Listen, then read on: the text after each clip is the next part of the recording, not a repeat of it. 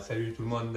Écoutez, aujourd'hui nous voilà sur un nouveau chantier. On est dans un garage qui date des années 2000. On va isoler et cloisonner ce garage pour faire une buanderie à l'intérieur. Voilà, on va préparer les murs, préparer les doublages, ossature métallique, tout ça. Petite information, la maison on ne sait pas trop, étant donné que c'est un garage et que c'est une dalle béton brut, et que le client ne connaît pas l'historique de la construction de la maison, on ne sait pas si dessous la dalle en béton, s'il y a un film polyane. Voilà, alors comme nous on va isoler les murs par l'intérieur, on va mettre une membrane sous le doublage, une membrane anticapillaire pour éviter que l'humidité remonte par la dalle en béton s'il n'y a pas de film polyane. Admettons qu'il y ait un film polyane sous le béton, ça pose pas de souci puisque la couche entre l'isolant, enfin le polyane que je vais mettre sous l'isolant et le polyane qui serait éventuellement sous le béton, c'est du béton. Le béton ne pose pas de problème lié à l'humidité, il est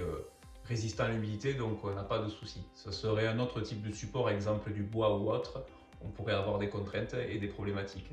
Là on n'en a pas, donc on ne prend pas de risque, au contraire, on se prémunit d'éventuelles remontées capillaires dans l'isolant et des traces de moisissure, surtout que c'est une buanderie. Voilà. Bien. On va commencer par tracer au sol et au plafond l'emplacement de la cloison séparative du garage et de la buanderie. Bon, mais le petit laser, ça va bien. Hop. Je vais vous déplacer pour que vous compreniez pourquoi je regardais le plafond. Voilà pourquoi. Parce qu'en fait, ici, là, il y a une trappe, l'accès au comble. Et donc pour que ça fasse que la plaque de plâtre de la cloison, il faut se faire que l'ossature métallique vienne légèrement en retrait pour que la plaque de plâtre soit d'aplomb avec celle de la trémie de l'accès au comble. Voilà pourquoi c'est le bazar. Et c'est ça qui va nous tracer notre cloison. Elle sera peut-être pas perpendiculaire au mur, mais c'est plus esthétique quand même d'être complètement plan à cet endroit-là, quoi. D'ailleurs, ça me fait penser que j'ai pas mis mes lunettes pour le faisceau du laser. Là, on le voit bien. Je le vois très bien même. On va se régler les troisièmes mains. Parce que comme je suis tout seul aujourd'hui, il faut bien que je trouve une solution pour travailler seul.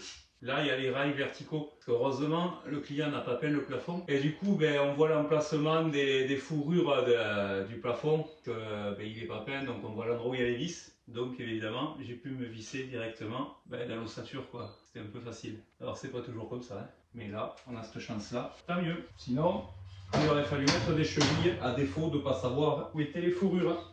Et donc maintenant, on va finir de mettre les vis. L'équipement à la troisième main ne sert plus à rien.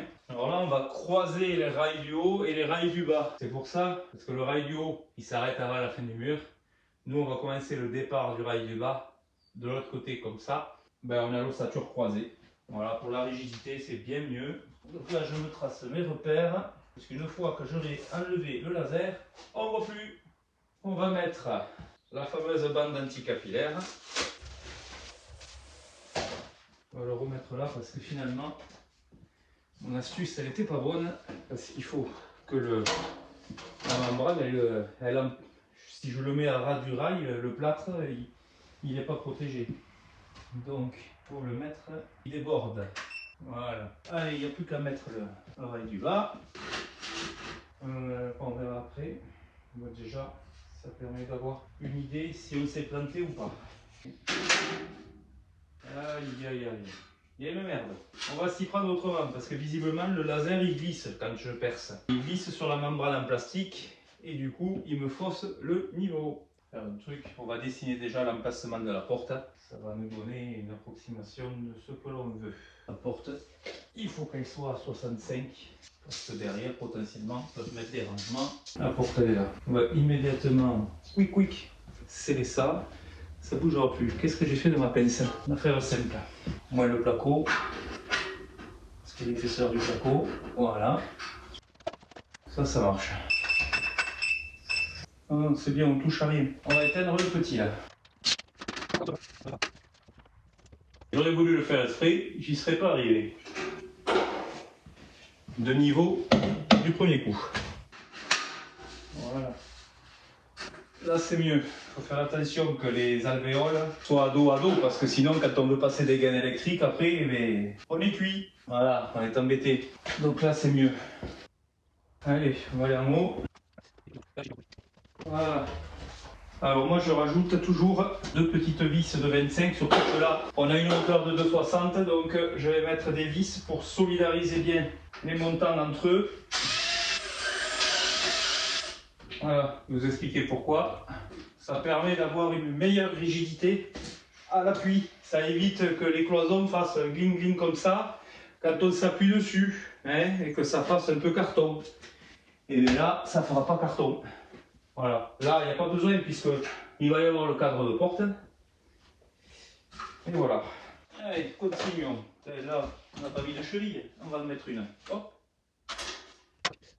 Là, je vais en mettre 2 parce qu'il y a quand même la porte. Il y a la porte et en plus c'est des montants de 100. Donc comme c'est des montants de 100, c'est pas mal. Voilà, ça va pas s'envoler. Allez, suite, on continue. On va poser celle contre le mur là-bas. L'astuce, c'est de mettre la cheville dans le joint, parce que dans la brique, les chevilles à frapper, ça marche pas très bien. Voilà, normalement on n'a pas bougé. Un petit contrôle fera pas de mal. Eh merde. On a bougé. Ah oui, on a bougé. On a bougé, perdu. C'est à refaire. Hein. C'est quand le métal a vibré ça. On va se faire comme ça du coup. Voilà, là c'est bon. On va mettre l'autre cheville là-haut. Voilà, allez, c'est parfait.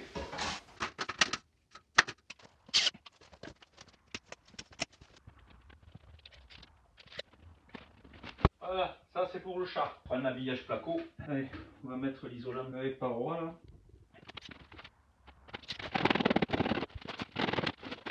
Bien voilà, on est côté garage. On a mis en place la membrane par vapeur. Donc ici là, on a le scotch double face qui tient le papier par vapeur. Et ici là, on va faire un joint silicone. Et puis voilà quoi, de chaque côté du mur. Là, aux endroits où il y a les trous pour faire passer les câbles, on a mis du scotch. On a réalisé les scotch au niveau des angles. Voilà.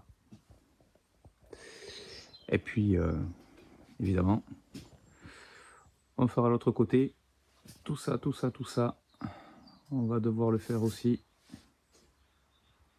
Voilà. Hop. Là, ça s'arrête là. Et là, ça ne sera pas isolé puisque c'est le mur de refend. Il est isolé côté cuisine à l'intérieur. Là, on est dans une buanderie. On va pas isoler ce côté. Voilà, puisque c'est pas un espace chauffé. C'est vraiment pour que ça soit hors gel. Bien voilà, le carrelage est en place. Ça faisait longtemps qu'on n'avait pas filmé ce chantier. On a posé le carrelage voilà, avec des joints de 3 mm. Là, on va s'apprêter à poser les plinthes. Le placo est posé. Voilà. Tac, tac, tac. Voilà. Bon, le client a posé ses meubles. Ils sont juste posés, hein, n'est-ce pas? Nous, on a laissé nos tuyaux en attente. On a mis un petit coup de joint aussi au niveau du plafond. La porte a été posée, vissée, calfeutrée avec de la mousse expansive que nous laissons sécher et que nous découperons ensuite avec un cutter et par-dessus nous ferons un joint acrylique blanc. Alors c'est pas nous qui allons réaliser la peinture, le client se l'est gardé. L'électricité a été finie, on a déplacé le point lumineux qui était là où on voit le petit trou. Non, même pas, il n'était pas là, pardon, il était par ici. Voilà. Voilà, les interrupteurs en place avec un va-et-vient pour aller dans l'autre pièce qui est à côté. Si vous vous souvenez, c'est un ancien garage, donc de l'autre côté de la porte, il y a le garage. Voilà. Et donc là, on va poser les plinthes. Et donc, on va couper un biseau pour faire l'angle. Et on va poser les plinthes. Alors on va les mettre en quinconce parce qu'en fait elles font pas la dimension pile poil du carreau, elles sont un peu plus petites de quelques centimètres. On a posé aussi la boîte du chat pour que monsieur puisse rentrer et pas les chats du voisin. Voilà. Bon, ben écoutez, je vous dis à bientôt pour une prochaine vidéo.